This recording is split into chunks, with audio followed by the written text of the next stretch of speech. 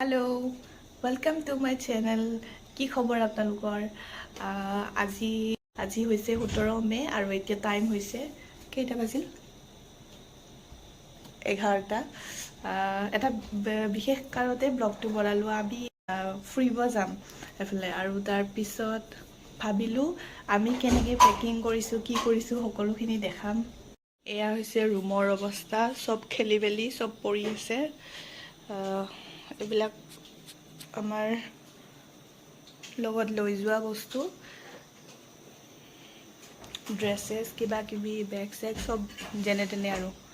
তাৰপিছত এইফালে লৈছোঁ কিছুমান মেকআপৰ বস্তু। পেকিং আধা আধি হৈছে, ফুলকৈ হোৱা নাই। তাৰপিছত কালি আৰু কিছুমান ভৰাব লাগিব, কিছুমান বস্তু ইউজ কৰিব আছে, সেইবোৰ ভৰাব লাগিব। তাৰপিছত ক'ত যাম, কি কৰিম আমি কালি ক'ম, আজি একদম নকওঁ। চাই থাকিব আৰু ব্লগটো কালি ৰাতিপুৱা ষ্টাৰ্ট দিম। এতিয়া গুড নাইট আৰু শুই যাওঁ সোনকালে, তেতিয়া সোনকালে উঠিব পাৰিম। Bye bye. এবাৰ বাই কৈ দিয়া। এইফালে কাইলৈ লগ পাম। বাই। বাই। এতিয়া ৰাতিপুৱা 7 বাজিছে আৰু আমি ওলাইছোঁ আমাৰ যাত্ৰালৈ বুলি। এয়া এয়াৰপৰ্টত তেওঁ চেকিং কৰি আছে। তাৰপিছত প্লেনলৈ বুলি আগবাঢ়িছোঁ আমি।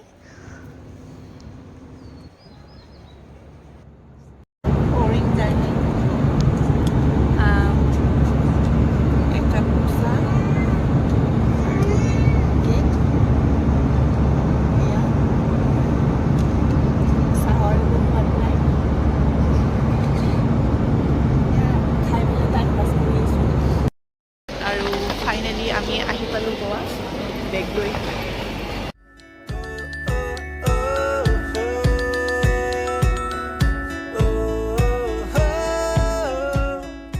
হেল্ল', আমি আহিলোঁ আৰু গধূলি অলপ ওলাই দিলোঁ। মাৰ্কেটটো আছে, এইটো মাৰ্কেট এৰিয়া। সকলোৱে জানে ছোৱালীৰ ফেভৰেট। এয়া আমাৰ কইনা প্ৰথম আহি বজাৰ কৰিব লৈছে। এয়া এইযোৰ কাপোৰ এটা ল'লে, এতিয়া অলপ জুৱেলাৰী চাই আছে।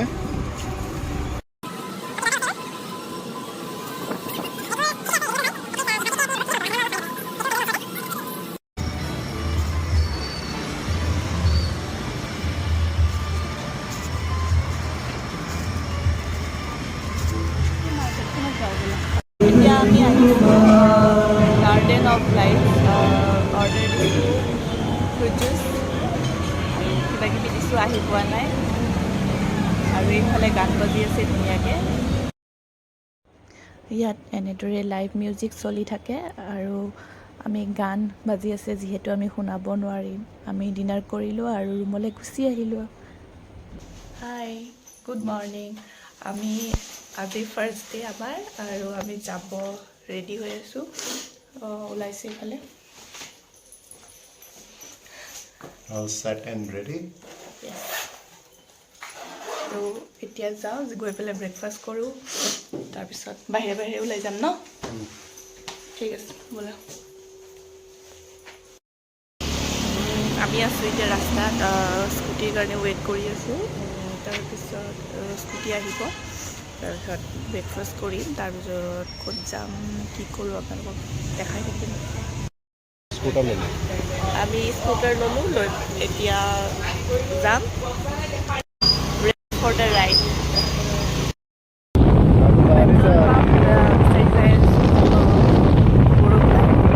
চাগে ন।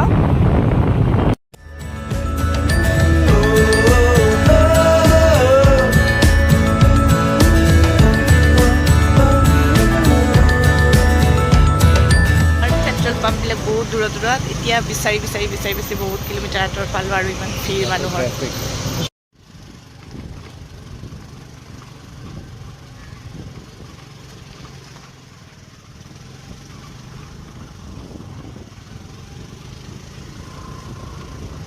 আমি এটা চাৰ্চত আছোঁ, ৰাস্তাৰ কাষত চাৰ্চটো আছিলে, চাৰ্চ অফ ৰেইছমৌগাছ।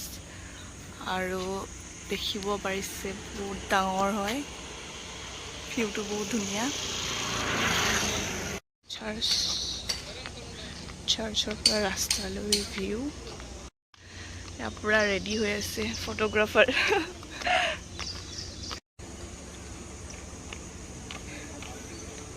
চাৰ্চৰ পৰা নামি আহিছোঁ।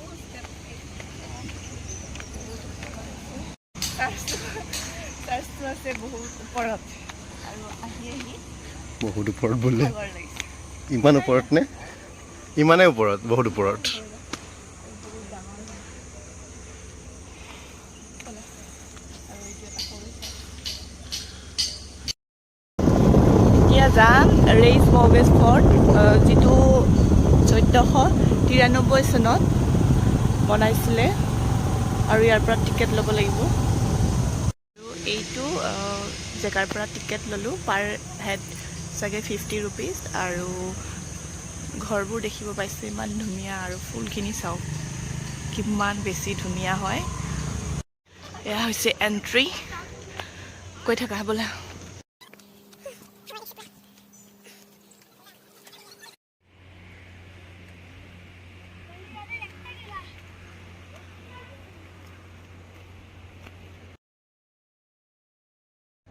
ৰেইজ মৰ্গেজ ফৰ্ট, এই ফৰ্টটো পাঞ্জিমৰ অপজিটত অৱস্থিত আৰু এজন মুছলমান শাসকে ইয়াক নিৰ্মাণ কৰাইছিল, যাৰ নাম আছিল আদিল চুলতান।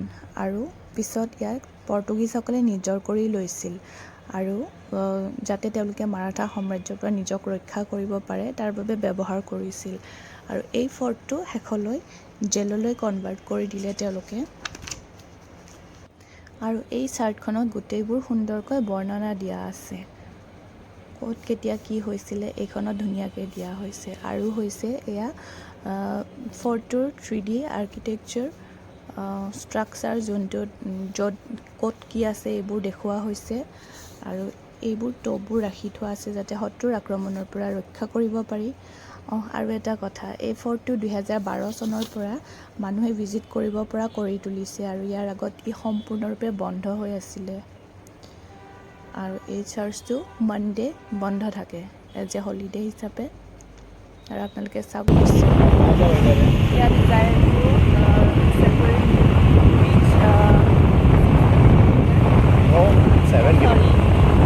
6.8 কিলোমিটাৰ দেখাই আছে।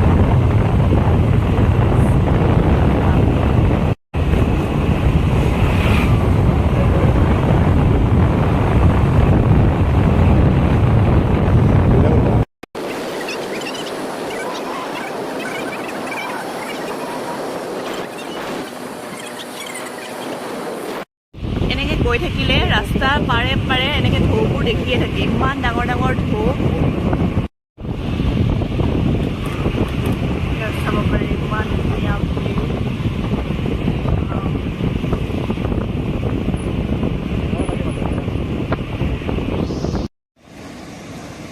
গোৱা ভিউ।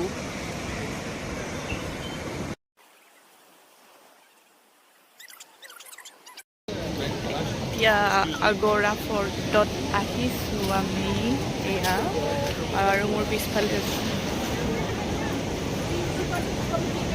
এয়া এইফালে আছে সাগৰ। বহুত ধুনীয়া দৃশ্য হয়, ভাল লাগিছে চাব, বহুত ভাল লাগে। গৰমত ঘাটি জাতি অৱস্থা নাই মোৰ।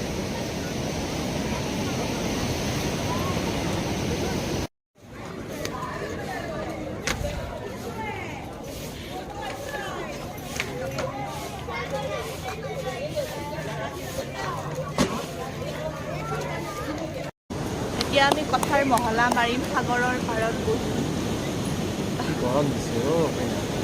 ৰোমেণ্টিক কথা পাতিম। এই গৰমত ৰোমেন্স বাহিৰ হৈ গৈছে। ইমান গৰম, ৰ'দ নাই যদিও বহুত গৰম।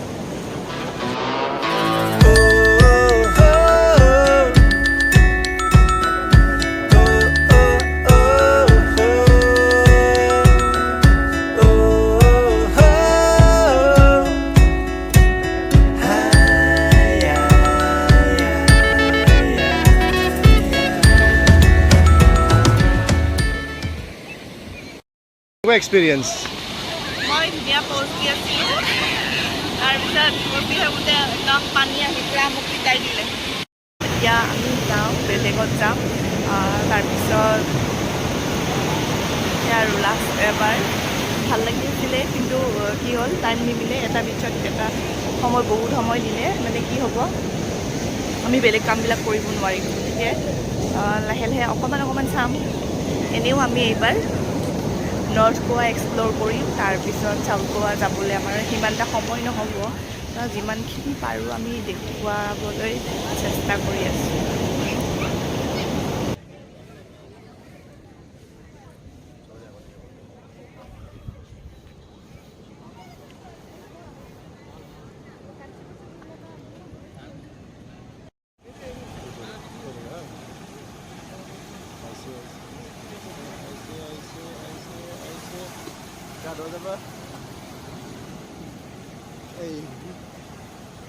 এবাৰ চলে এসেছি।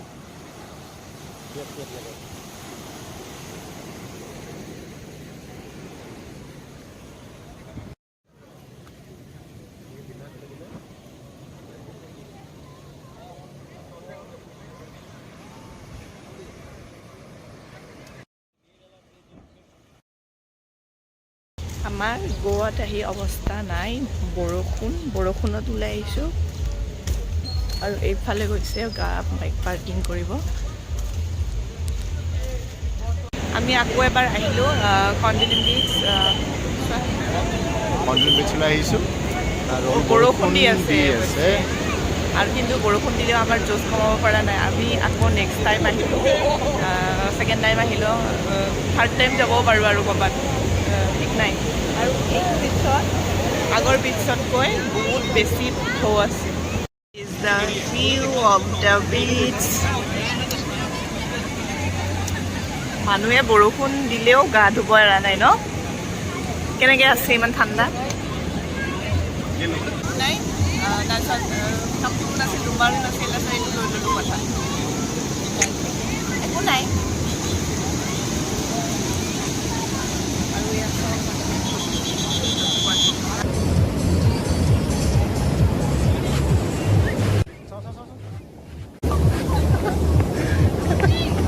বেগটো আছে।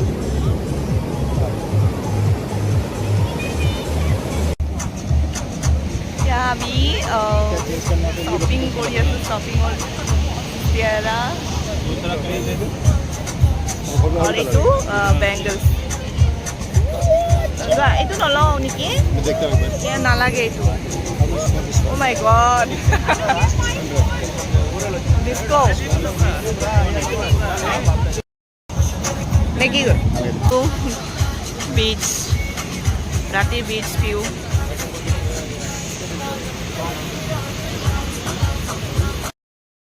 দিনত আমি যিমান এনজয় কৰি আছিলোঁ তাতকৈ বহুত বেছি ভাল লাগি আছে ৰাতি গোৱা। বহুত ভাল লাগি আছে, বহুত ধুনীয়া পৰিৱেশ আৰু পানী এতিয়াও আছে।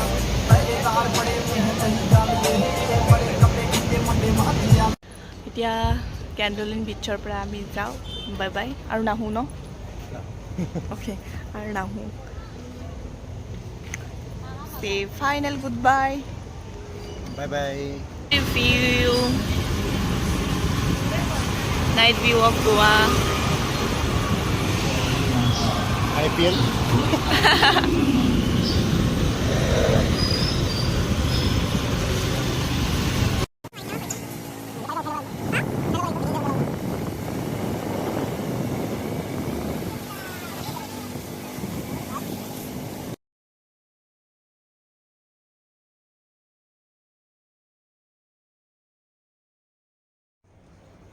আৰু এতিয়া আমি গৈ আছোঁ গোৱাৰ ফেমাছ নাইট ক্লাবছৰ ফালে।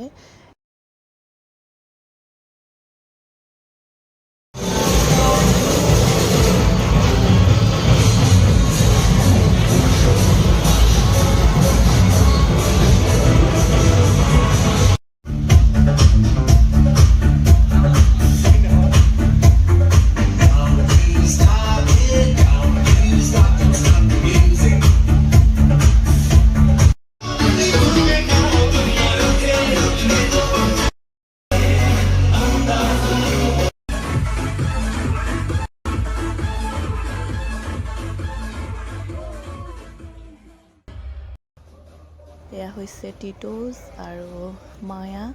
আমি মায়া ভিজিট কৰিলোঁ আৰু এতিয়া সময় হৈছে ৰাতিপুৱা 3:30 আৰু ইয়াৰ পৰা আমি ওলালোঁ আৰু লাহেকৈ ওলাম এতিয়া। এয়া কিছু দৃশ্যাংশ আপোনালোকৰ লগত শ্বেয়াৰ কৰিলোঁ। আশা কৰোঁ আপোনালোকে ভিডিঅ'টো চাই ভাল পায়।